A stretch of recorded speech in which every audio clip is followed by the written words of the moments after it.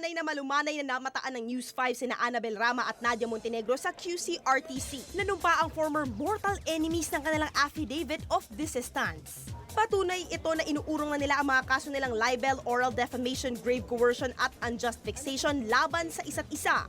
Kasama na rin ito sa 24 na kaso rin daw na naiurong na nila sa mga korte sa Makati at San Juan at susunod na rin daw ang Caloocan. Basa ko sa Twitter last month na marami siyang positive sinasabi tungkol sa akin.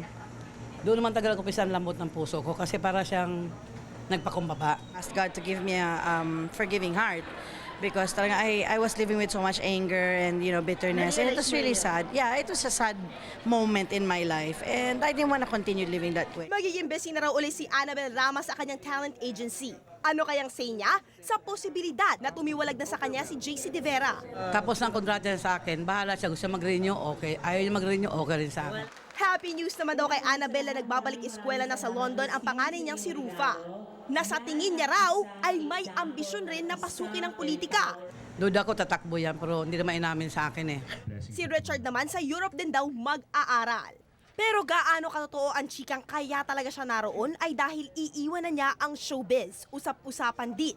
Nakapapanganak pa lang umano ng girlfriend niyang si Sara Labati. Wala.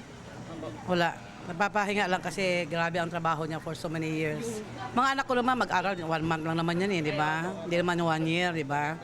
Babalik lahat kami kasi ang dugo namin sa showbiz MJ Marfori, News 5. Be sure to come back. News 5 everywhere. Copyright 2013.